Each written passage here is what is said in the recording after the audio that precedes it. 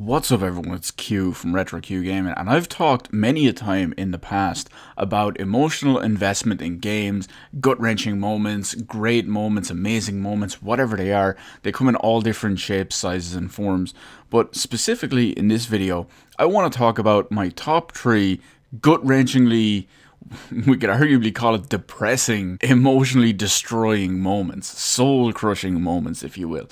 Of course, I want to say this, there will be spoilers in this video, specifically for the original Gears of War trilogy and Persona 4 and Persona 5. So that does give it a little bit away of what's going to happen and in the sense of what's coming from these games. You may already know, you may already not know what they are based on the names or the series that I've already just given, but I'll go into more specific detail now in a sec. But before we actually get any further into it, you're probably wondering, well, where is the relevant footage for all of this?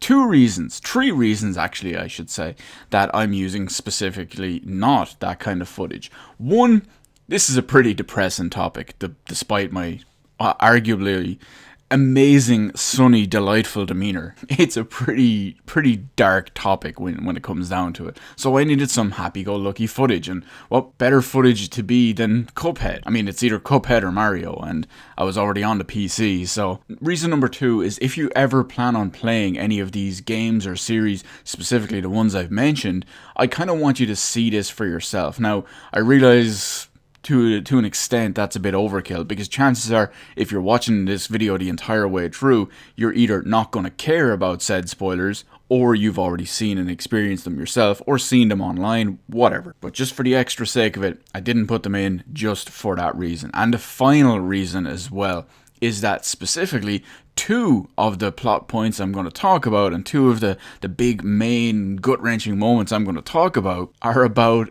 75 and maybe about 100 hours into their respective games. So I would have to play nearly 200 hours of gameplay just to get that footage. And to do all that, just to get a couple of minutes of footage, I'd rather just stick with Cuphead. Anyway, let's get on to the top 3 moments. The top 3 gut-wrenching, soul-destroying, emotionally crushing moments in gaming that I have ever played. So of course, so far I've given you a general idea of what games or series these are from. That's not of course to say that there's other games and series that don't have these deep, dark, depressing, emotionally investing, emotionally involving even moments. But obviously I'm going for 3 specific ones that have been the most glaring and the most jarring for me personally. As far as the order of these goes, the first and second one that I'm going to talk about are kind of joint place for second and third, for the simple reason is they're just so close that I can't specifically give one a definitive number over the other. A lot of things factor into the equation, the series so far, the game so far, a lot of what's happened between all the characters regardless of the game, so there's a lot to consider. They're obviously 2 very different points and 2 very different games, 2 very different genres and 2 very different situations, but you can gauge it yourself. So the first one I want to talk about is Gears of War 3. Not usually a game you would probably expect to see on a top 3 emotionally soul-crushing moment in gaming list probably. Especially when you consider that Gears of War as a series is a bunch of big, overly masculine, muscular dudes with chainsaws for guns, being badasses all over the place. But the fact is, they're in the middle of a war. They're in not just a war, but they're in the middle of a war to save their species. So that's a pretty big deal. That weighs pretty heavy on them. And the way it's all done in the Gears of War games is, despite these guys being the saviors, the heroes the entire time, they're surrounded by struggle and loss. Like I said, there's going to be spoilers, so I'm going to give you a few seconds to start clicking away now if you want to avoid spoilers for Gears of War 1, 2, and a big spoiler for Gears of War 3. Okay, you ready? Hopefully you've clicked off by now if you don't want to hear it. But just as evidence for the whole situation across all the Gears games, we've got the loss of Kim, the suicide of Ty. Hell, even the moment in Gears of War 2 where Marcus and Dom finally find Maria, Dom's missing wife, and she's a husk, a shell of her former self. And just to put her out of her misery, Dom has to shoot her himself. But that's still not the moment that does it for me. It's the one that everyone expects it to be in Gears of War 3. It's that moment when Dom sacrifices himself just so everyone else can escape. And the scene is done so well for a game that, again, most people would just equate to a meathead shooter. A lot of the art direction and scene direction in those games in general is done really well, especially in that scene. It's exceptional. And how it's handled in that scene and slightly beyond it, hell, not even slightly beyond it, for the rest of the game, it really stands out as probably the defining moment of the entire trilogy. So moving on to the second game in the list, which joins Gears of War 3 in the whole joint second and third place kind of deal. I know it's really weird, they're just too close to go over. But you guys know how much I love Persona 5. I've mentioned it multiple times on the channel at this point.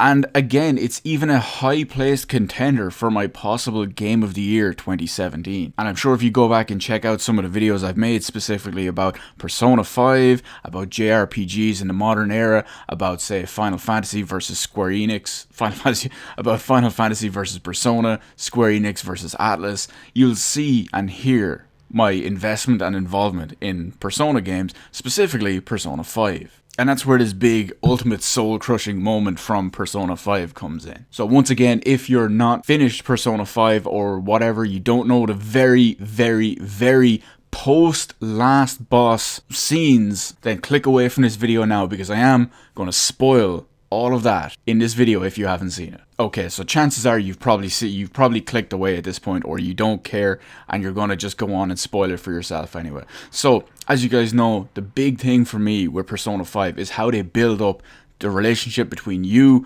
and the characters, how they get you involved and invested emotionally with the characters throughout your 100+ hour playthrough of Persona 5. Amazingly effective. And here it is right at the end of Persona 5, literally the last couple of seconds of gameplay. They make you say goodbye to all your friends. At that point, with how emotionally invested in that game I was, that destroyed me. That was heartbreaking. I nearly fell apart at that point.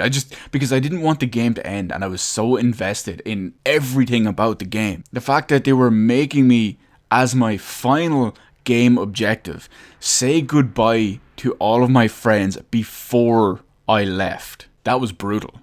That was absolutely brutal.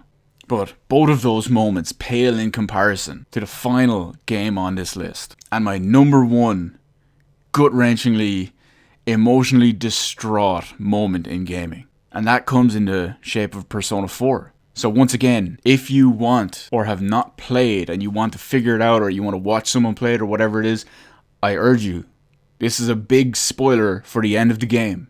So click away if you want to play Persona 4, Persona 4 Golden yourself. Okay, so you're probably gone at this point. Now, again, you guys probably already know that I have praised Persona 4 Golden immensely, just like I have Persona 5. In fact, I jokingly credit Persona 4 Golden, almost half jokingly really, because Gears of War 3 came out beforehand, but I jokingly refer to Persona 4 Golden as the first game that made me feel non-food related feelings. So it's a pretty big deal. So what point in Persona 4 Golden completely and utterly destroyed me, left me a wreck for probably about a week, and hell, I'd even say put me on the borderline for actual straight up real devastation? Well, towards the end of the game, something major and arguably harrowing happens to our precious baby Nanako. So you're given a choice near the end of the game. It's essentially the choice, like in most Persona games, that you will either get to choose if you get the bad ending or if you get the good ending. Now, usually in situations like this, I look at the options and I think, okay, if I pick this one, it's going to be the bad ending. And if I pick this one, it's going to be the good ending. And usually I'll pick the one for the good ending, regardless of the game or whatever it is.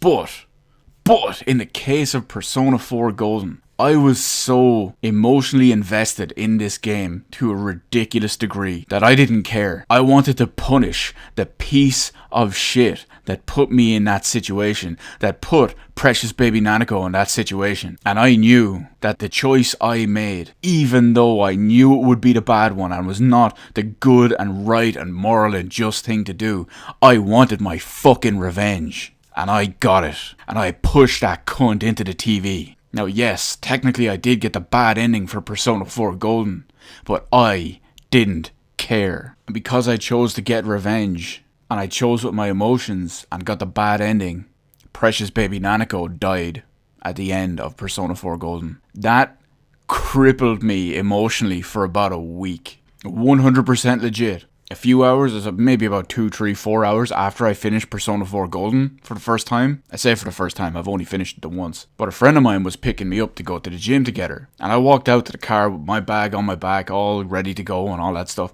I got into the car and he just looked at me and said, Jesus Q, what happened to you? And I just looked at him, what are you talking about? He goes, you look depressed as fuck. And I just responded by, let's go. And that crippled me for a week. Legitimately fucked me up for a week. Between my sleep, my eating, my everything. That choice completely destroyed me for about a week. Part of the reason why I consider Persona 4 Golden one of the greatest games of all time. Because it can have that kind of effect on you. But anyway, that's it. Let me know in the comment section. This one is going to be pretty questionable with how I word this. Because I don't want to spoil games for myself that other people may have played and have a big involvement or investment or whatever with, and I don't want to spoil games on other people reading the comments that they might have not with. So it's a really, really weird one. I won't ask you guys what your emotionally invested moments are, your biggest moments. Tell me the game that they were in. Just be nice and vague. Just tell me the game. Even if it's your top 1, your top 2, your top 3, your top 5, random assortments of games, whatever it is, just tell me the game. Don't tell me the specific moment. Don't tell me the specific chapters. Don't tell me whatever. Just list some of your biggest emotionally involving and emotionally destroying games. And I'm curious to see what other people put in there.